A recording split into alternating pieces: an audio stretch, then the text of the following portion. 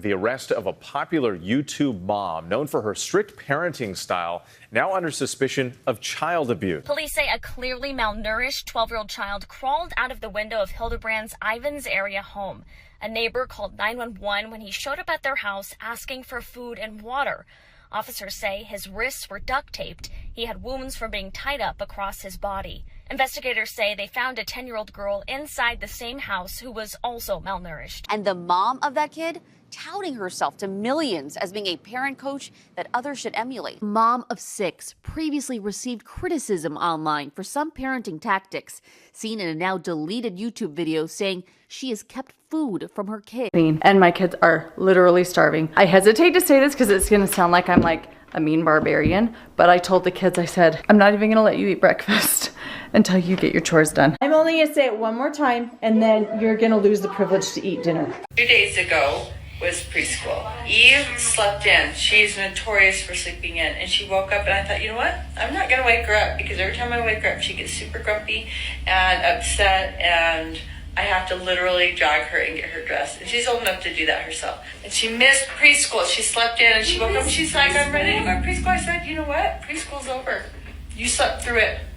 I'm sorry. And she's like, what? And I said, you need to get up and get ready if you're going to go to preschool, because I'm not going to drag you out of bed. You don't get personal space because this is my space because I'm the parent. If you want your own personal space, you'll need to get your own space. This is mine. And as long as you're living in my home, it is my job to know everything about you. You don't get to sneak. You don't get to hide. You don't get to have secrets. Not in my house. Do you see how loving that is?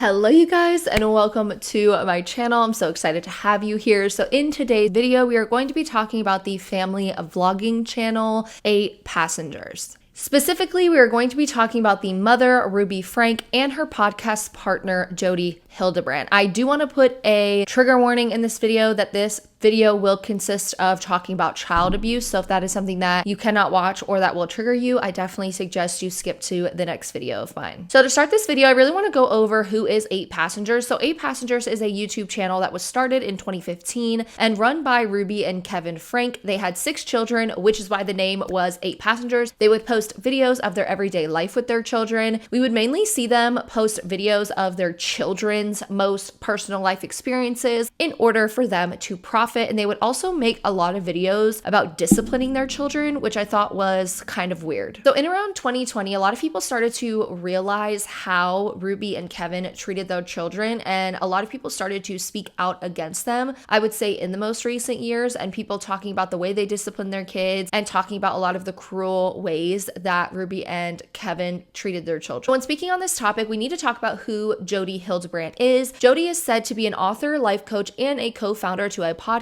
that she actually does with Ruby Franke. Jodi previously held a counseling license, but it was put on probation, I believe back in 2012, for breaking patient confidentiality. I am not sure if her license is reinstated or if it was reinstated or if she is an acting counselor as of right now, but on her website, if you do look into her and you look at her website, she does state that she's a life coach. So it makes me assume that she presents herself as a life coach and not as a therapist or a counselor. So why Jodi is so important in this conversation is because Ruby and Jodi actually decided to start a podcast called Connections. So they stated that this podcast is an educational podcast where they, quote, transform lives by teaching the principles of connections, end quote. They also stated that Connections is a different modality of healing that psychotherapy cannot offer you, with Hildebrand also teaching courses and treatments focused on helping with addictions, feelings of worthlessness or inadequacies, conflict in relationships, intimacy problems, communication breakdowns, and frankly, any block that prevents having and creating peace and joy, end quote. So this all leads to Jodi and Ruby Franke getting arrested on August 30th of 2023. I also want you to keep in mind that the Connections podcast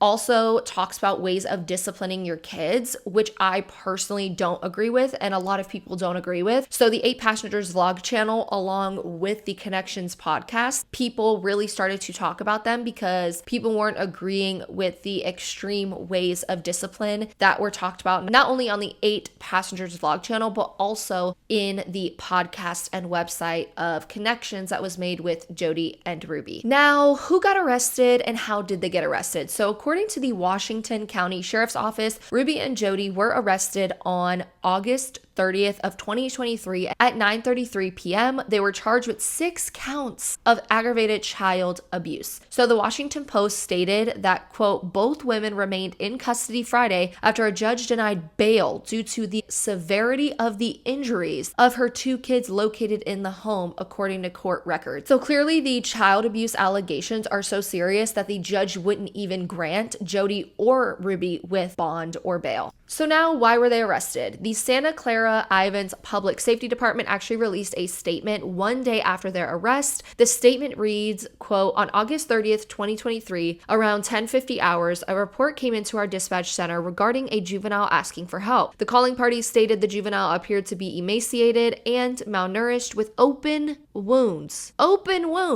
and duct tape around the extremities. The juvenile was asking for food and water. The condition of the juvenile was so severe that they were seen by Santa Clara Ivins EMS and transported to a local area hospital. Information was obtained by police that other juveniles in similar conditions may be in the nearby home, so officers arrived at the home and searched the residence, locating another juvenile in a similar physical condition of malnourishment. That juvenile was also transported by EMS to the hospital for treatment. A search warrant was obtained in connection with this incident. During the search of the home, evidence was located consistent with the markings found on the juvenile. The Department of Child and Family Services were contacted, and in a joint effort with the Ivins Police Department, 4 minor children were taken into the care of the Department of Child and Family Services. Jodi Hildebrandt and Ruby Franke were arrested in connection with the incident. Due to the sensitive nature of this case, no additional information will be released at this time. So more information has come out since this statement was released by the police. We later found out that it was her 12-year-old son who is the one that climbed out of the window being tied up with duct tape, where he ran to a nearby neighbor asking for food and water. That neighbor clearly decided to call the police due to the child being tied up with duct tape. As the police stated, this child was taken to the hospital where they were stated to be treated for severe wounds and malnourishment. So because of this, the cops did get a search warrant. They then went to the home, they searched it, and they also found the 10-year-old daughter showing signs of malnourishment. She was also sent to the hospital, and they found evidence in that home showing what the kids went through and supporting the fact that they were duct taped and everything like that. So keep in mind, the reason why Jodi Hildebrandt is in connection with this is because the home that the child climbed out of the window, showing that they were duct taped, was Jodi's home, which is why, again, Jodi and Ruby were arrested because they both allegedly knew of what was going on in the home. The Santa Clara Ivins police officer who responded to the incident also said in her affidavit that Franke recorded a video in Hildebrandt's downstairs just 2 days earlier, which the officer believed was an indication Franke was in the home and aware of the abuse, malnourishment, and neglect. Because of this, the 4 children are now with Child Protection Services. The 2 other kids, since they do have 6 kids, the 2 other kids are, I believe,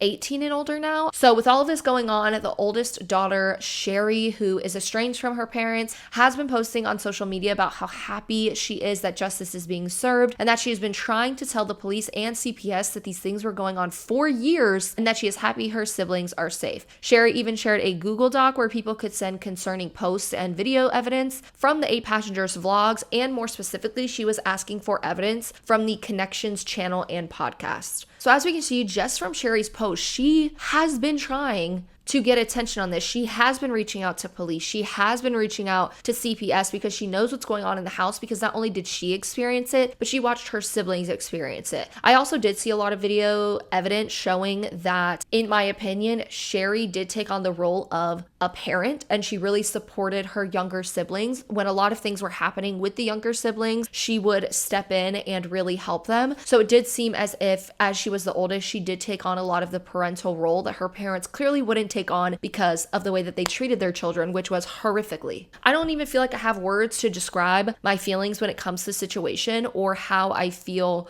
the kids may feel in this situation. And based on what Sherry said, it has been years. It has taken way too long for these children to get the help that they needed. And it literally took a child having to climb out of a window, being duct taped, and having severe wounds on their wrist and ankles. And the fact that it was stated by the police that the children showed malnourishment, this doesn't happen overnight. Anyone looks into how does someone become malnourished, it is something that takes months to show any actual evidence on the outside. I feel like personally, to me, what makes the situation even worse than it already is, knowing what these children have gone through, is knowing that they had such a public platform. So these parents have been showing their children on the internet for 10, 11 years. They have been dedicated to vlogging not only their children, but vlogging their most intimate details of their life, showing them getting disciplined and the horrible things that they have gone through. It's very frustrating to see that it took 10 to 11 years just for these children to get help when their face was plastered all over the internet for 10 years. Now, I did see in some articles, I can't remember specifically which articles, but I did see in some articles that CPS was called in the past and that they did not show anything. Like there wasn't anything shown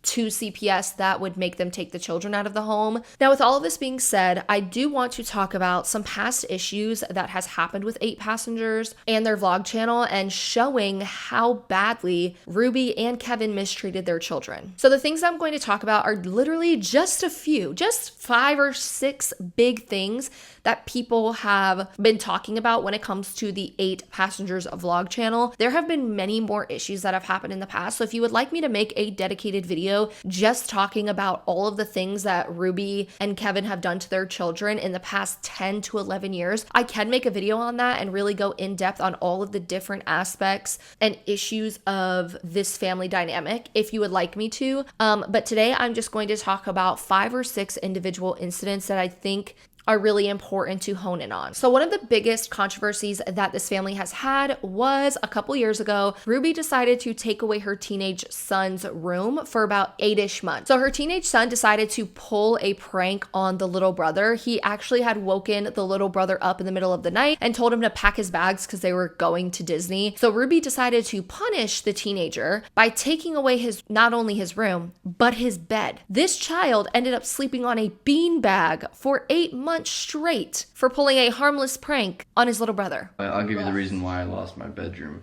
I think so. I think this is the reason. At least this is the reason that's been in my head.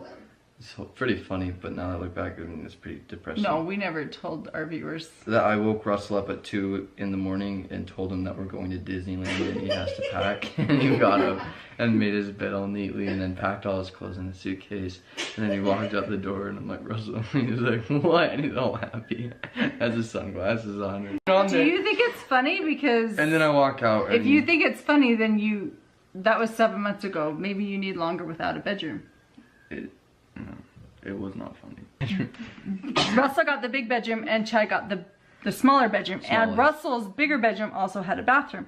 But what you guys didn't know was Chad didn't get any room. He didn't get anything. He was sleeping on the floor in the family room. In my opinion, I think this is completely normal. It's normal for siblings to like pull pranks on each other or mess with each other. I have 3 brothers, so I definitely, being the only girl, dealt with a lot of that. And I messed with my brothers, they messed with me.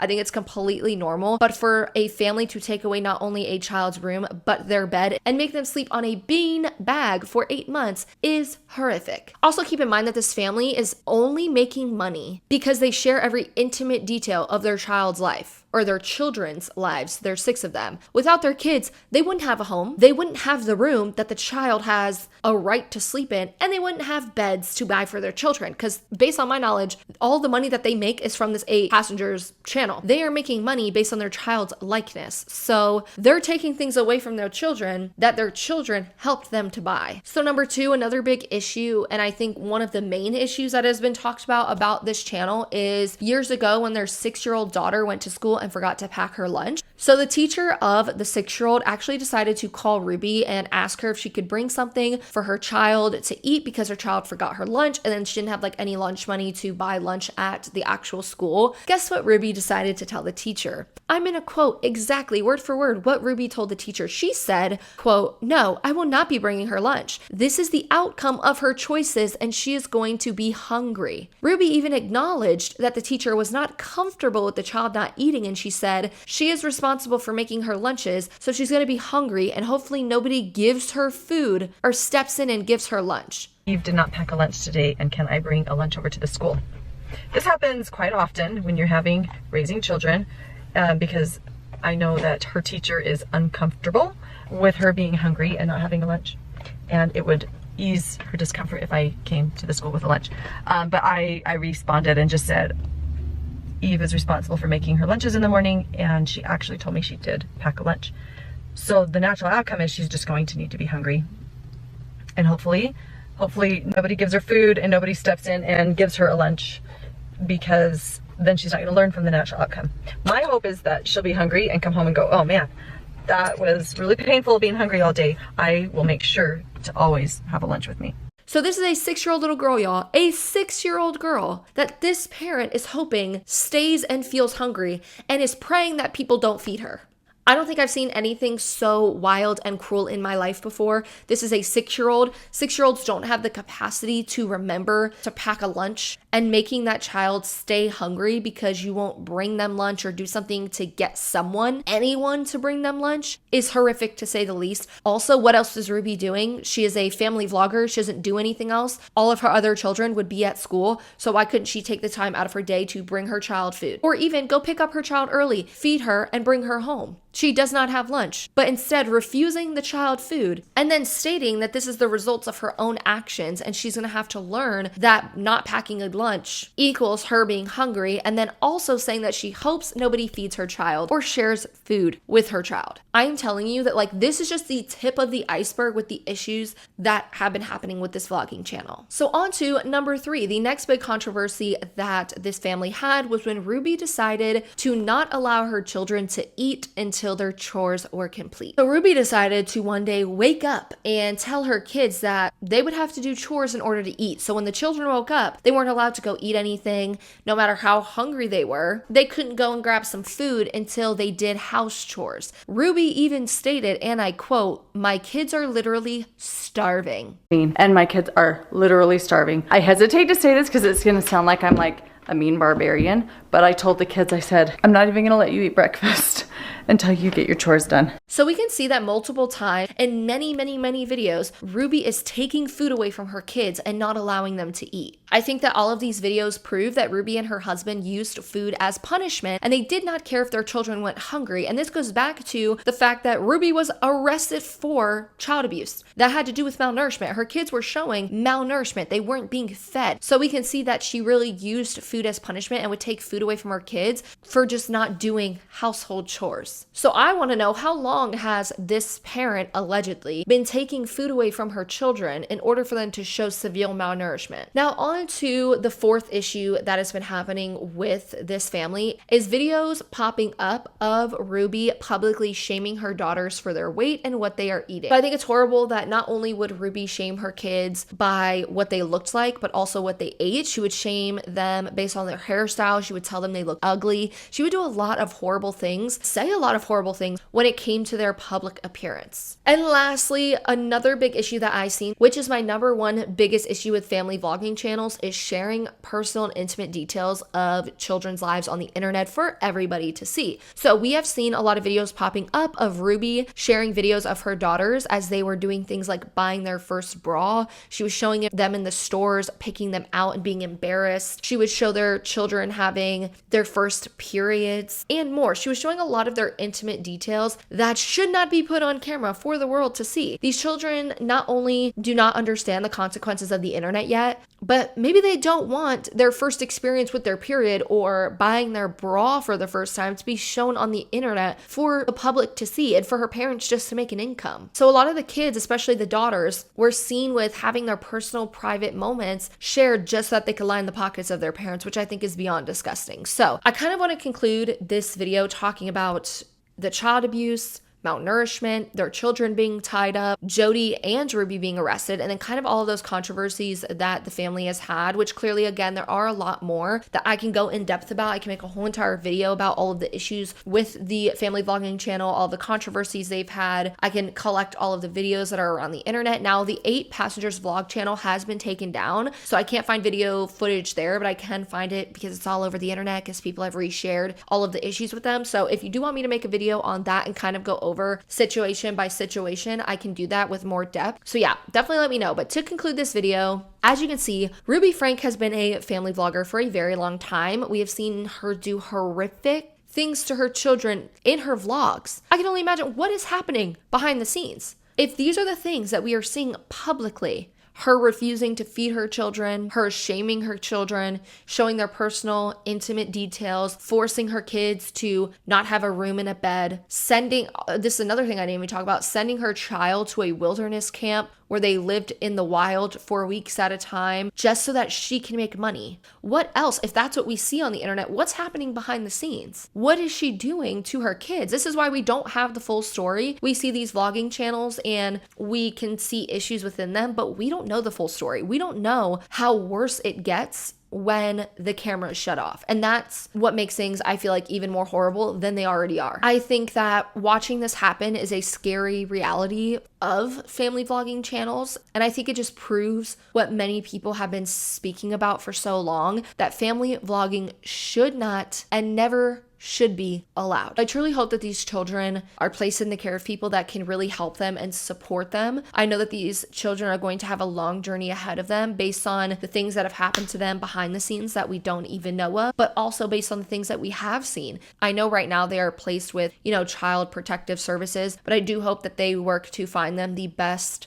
placement that can really help them in working through all of the things that they are going to have to work through. I do hope to see that Ruby and Jodi are held accountable for their actions. And I think that the first step in that is the judge not letting them out on bail. So I will be interested to see what happens moving forward with the case. And I do hope that they are held accountable. Let me know what you guys think of this family vlogging channel, what you think about their arrest. If you were someone who seen their videos prior to their channel being taken down, let me know what you guys thought back then and then what you guys think now. Don't forget to leave a like and a comment. And then, yeah, don't forget to subscribe to my channel, and I will see you guys in the next video.